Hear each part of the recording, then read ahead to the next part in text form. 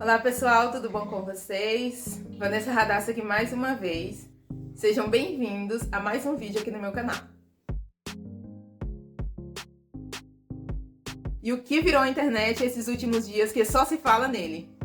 O queridinho morango do amor. Tenho certeza que se você ainda não experimentou, já ouviu falar nele. É um doce muito lindo, muito gostoso, porém não é simples de se fazer. O ponto do brigadeiro precisa estar certo, a calda também precisa chegar na temperatura correta e tem um segredinho que eu tenho certeza que a confeiteira que faz para vender não passa. E é esse segredo que eu vou te mostrar aqui nesse vídeo. Confesso para vocês que foi um desafio fazer esse doce, tive alguns percalços durante o processo, mas teve uma coisinha que para mim foi essencial para ajudar a fazer esse doce. Então, se você já tentou fazer aí na sua casa, não deu certo, assista esse vídeo que talvez ele possa te ajudar.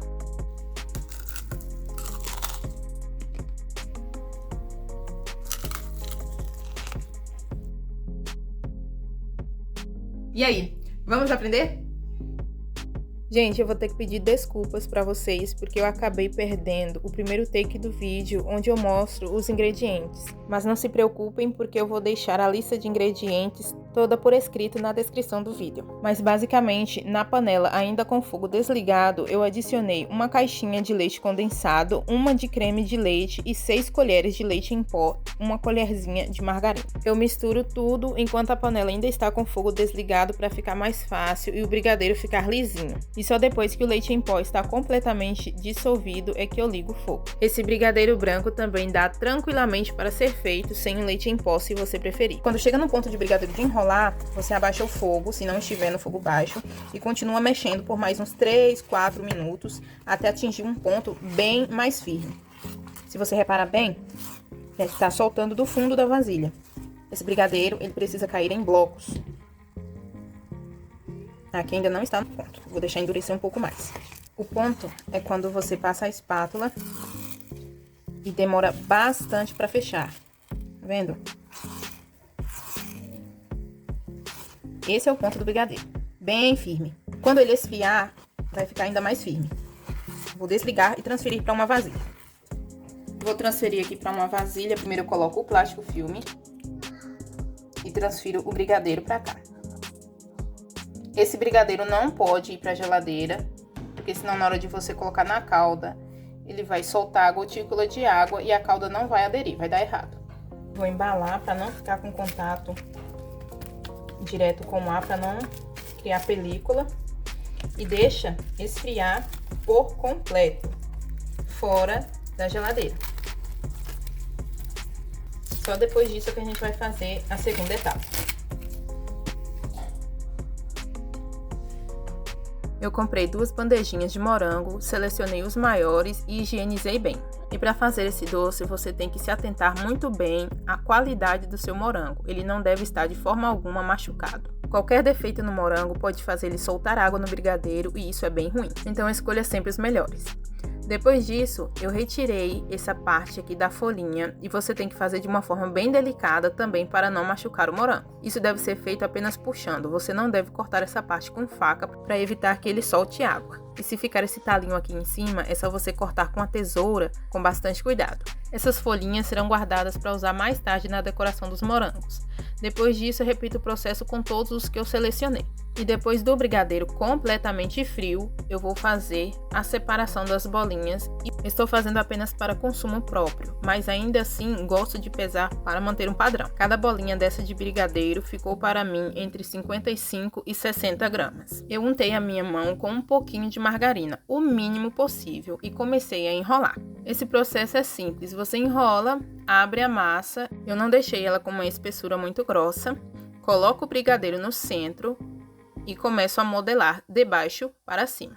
Nessa fase você tem que ter muita delicadeza para não apertar o morango. Se você colocar muita força e apertar demais, ele vai começar a soltar água e aí não vai aderir. É um pouco chatinho de se fazer, mas com paciência você consegue. Modela como se fosse uma coxinha. E depois de você modelar, é só reservar. Fiz esse processo com todos os morangos. E uma coisa que parecia relativamente simples, começou a ficar um pouquinho difícil. Confesso para vocês, não irei fingir. deu bastante trabalho, porque às vezes não queria colar no morango e ficava colando nas minhas mãos. E apesar de estar ensinando aqui para vocês, temos que ser verdadeiros e justos. Chegou um ponto que eu notei que o brigadeiro estava colando na superfície que eu colocava para descansar. E levando em consideração que você não pode untar demais nem as mãos nem a bancada, senão depois ele não vai aderir na calda, eu tive que bolar um plano. Peguei um pouquinho de leite em pó, passei nas mãos para que ela ficasse bem seca e remodelei essas coxinhas de morango, e só assim que eu consegui manter o formato delas depois que eu já tinha modelado e colocado em cima da bancada. Então, se você tentou fazer uma vez e esse brigadeiro ficou colando em tudo quanto é canto, essa dica que eu dou para você: coloca um pouquinho de leite em pó nas mãos e vai modelando a coxinha em cima desse pó. Dessa forma, o brigadeiro se manterá seco e ele não ficará aderindo a toda a superfície. Para a calda é simplesmente 2 xícaras de açúcar, 1 xícara de água e 2 colheres de vinagre. Eu utilizei o vinagre de maçã, você pode utilizar o que tiver em casa.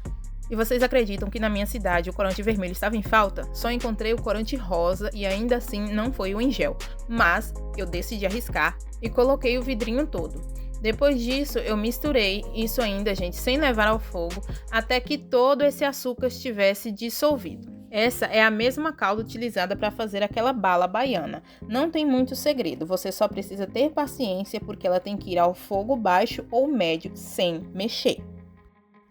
Ela fica assim, ó, começa a borbulhar e você tem que ficar monitorando. Aqui em casa eu usei o termômetro, porém, se você não tiver, é só fazer o bom e velho teste do copo com água, que nada mais é que você pegar um copo com água fria ou gelada.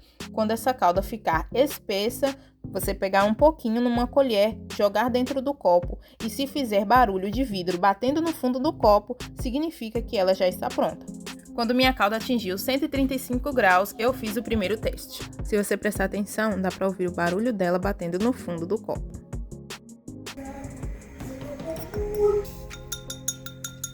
Depois disso não tem segredo, é só você banhar os seus morangos do amor um por um nessa calda e colocar para secar em um tapete de silicone ou em uma forma untada com óleo, mas se você untar, tem que ser com uma camada muitíssimo fina. Eu passei uma gotinha de óleo aqui na minha bancada mesmo. Outro ponto, você só pode furar o morango no exato momento em que você for passar ele na calda para que ele não solte água também. Os meus ficaram bem pesadinhos, por isso eu coloquei 2 palitos ao invés de um só. E depois de envolver eles, você tem que dar algumas batidinhas para não ficar excesso e ficar uma camada bem fininha. E para retirar é só você esperar secar e girar com bastante cuidado e ir puxando delicadamente que ele solta. Garanto para você que a fase mais difícil já passou.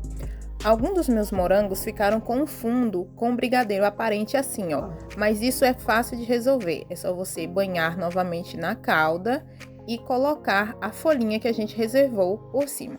Esse é o acabamento que dá todo o charme no morango do amor, e eu faço isso com todos eles. E vocês conseguiram perceber? Eu coloquei o corante rosa, porém os morangos ficaram vermelhos. Agora ouve esse barulhinho satisfatório.